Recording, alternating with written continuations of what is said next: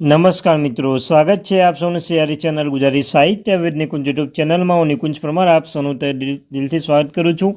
તમે જાણો છો તેમ મિત્રો, આજે કેન્દ્રીય બજેટ દિવસ છે મિત્રો, 23 જુલાઈ.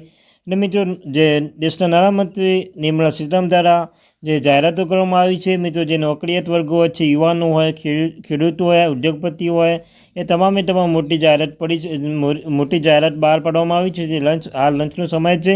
તો મિત્રો, અત્યાર સુધી જે મહત્ત્વની જાહેરાત બહાર પાડી છે, કેટલા ફાયદાઓ થાય છે, કેટલાઓને કોને ફાયદો થયો છે, તેના વિશે આપણે આ વિડીયોમાં ચર્ચા કરવાના છીએ. સાથે નોકરિયાત વર્ગો માટે મિત્રો કેટલી સહાય આપી છે, ઇન્કમ ટેક્સમાં કેટલો ફેરફાર કરવામાં આવ્યો છે, તે હવેથી આટલી વાર્ષિક ઇન્કમમાં કેટલો ટેક્સ લાગશે કે નહીં લાગે મિત્રો, સંપૂર્ણ ચર્ચા આપણે આ વિડીયોમાં કરવાના છીએ.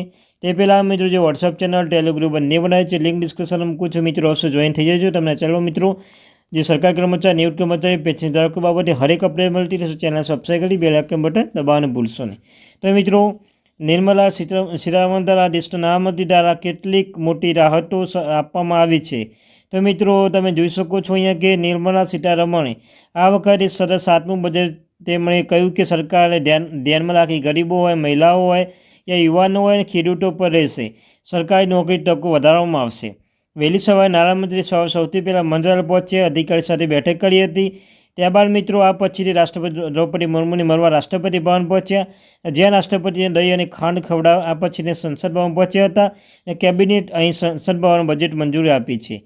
તો મિત્રો, પહેલી મહત્ત્વની બાબત એ જોવા મળી છે કે પહેલી નોકરિયાત માટે જે નોકરિયાત છે મિત્રો, 1 લાખ રૂપિયાથી ઓછો પગાર હોવા પર EPFOએ પહેલીવાર રજિસ્ટ્રેશન કરનાર લોકોને 15,000 રૂપિયાની મદદ હપ્તા મળશે. તો મિત્રો, 15,000ની જે મદદ કરવામાં આવશે સરકાર દ્વારા 15,000 રૂપિયાની. પણ મિત્રો, તેમાં 1 લાખથી ઓછો પગાર હોવો જોઈએ.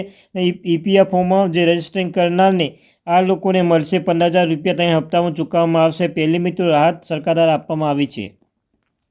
ત્યારબાદ મિત્રો, એજ્યુકેશનમાં લોન માટે જે સરકારી યોજનાઓ હેઠળ કોઈ ફાયદો મળી રહ્યો નથી, તેમને દેશભરના સંસ્થાઓમાં એડમિશન માટે લોન મળશે.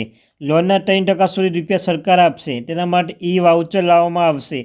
દર વર્ષે 1 લાખ વિદ્યાર્થીને મળશે. તો મિત્રો, બીજું સારા સમાચાર, મોટા સમાચાર કહી શકાય કે એજ્યુકેશન લેવલમાં જે સરકારી યોજના છે તેમાં હેઠળ કોઈ ફાયદો મળે તો આ વખતે પણ મિત્રો જે સંસ્થાઓમાં એડમિશન માટે લોન મળશે 3% સુધી જે સરકાર લોન આપશે તે વાઉચર લાવવાનું રહેશે. એ દર વર્ષે 1 લાખ વિદ્યાર્થીઓને મળશે.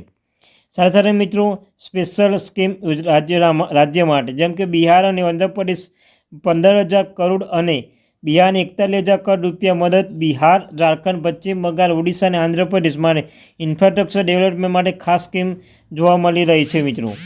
જેમ કે મિત્રો, ખેડૂતો માટે 100 કરોડ ખેડૂતોની માહિતી જમીન રજિસ્ટ્રીમાં લાવવામાં આવશે. 5 રાજ્યોમાં નવા કિસાન ક્રેડિટ કાર્ડ જાહેર કરવામાં આવશે. તો મિત્રો, જે યુવાનો માટે પણ જે સ્કીમ જે કે મુદ્રા લોનની રકમ 10 લાખ રૂપિયાથી વધીને 20 લાખ રૂપિયા થઈ ગઈ છે મિત્રો.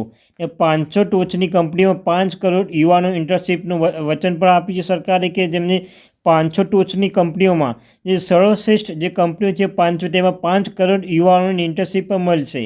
મહિલા અને છોકરીઓ માટે પણ મિત્રો, જે મહિલા અને છોકરીઓ માટે લાભ આપતી યોજનાઓમાં માટે 3 લાખ કરોડ રૂપિયાની જોગવાઈ કરી છે મિત્રો. જોઈ શકો છો, મહિલાઓ માટે પણ સરકારે ધ્યાન દોર્યું છે, તેમને પણ 3 લાખ જેટલી કરોડ રૂપિયા જોગવાઈ કરવામાં આવી છે. ત્યારબાદ મિત્રો, મહિલા અને ફોન મિત્રો કે શું છે, મોબાઈલ અને ફોન થશે સસ્તા. મિત્રો, મોબાઈલ ફોન અને પાર્ટ્સ પર કસ્ટમ ડ્યુટી ઘટશે અને મોબાઈલ સસ્તા થશે અને સોના અને ચાંદીના ઘરેણા પર કસ્ટમ ડ્યુટી ઘટાડીને 6% કરી દેવામાં આવશે. તો મિત્રો, તમે જોઈ શકો છો કે સરકાર દ્વારા ફરી મોબાઈલ અને તેના કસ્ટમ પર ડ્યુટી ઘટશે. ત્યારબાદ મિત્રો, નોકરિયાત માટે પણ દર ડિડક્શન રૂપિયા 50,000થી વધારીને 75,000 રૂપિયા કરવામાં આવ્યું છે. અને આ સિવાય 0.3 લાખ રૂપિયા સુધી કોઈ ટેક્સ ચૂકવવામાં પડશે. તો બીજું સરકાર દ્વારા જે 0.3 લાખ સુધી કોઈ ટેક્સ ચૂકવવામાં આવશે નહીં. 3 થી 7 લાખ રૂપિયા 5%, 7 થી 10 લાખ રૂપિયા 10%, 10 થી 12 લાખ રૂપિયા માટે 15% અને 12 થી 15 લાખ રૂપિયા સુધી 20% અને 15 થી લાખ 30% ચૂકવવામાં આવશે. મિત્રો, જોઈ શકો કોષ્ટક પર મેં કોષ્ટક તમે બતાવીશું મિત્રો, જો વિડીયો અંત સુધી બનાવી રહેજો.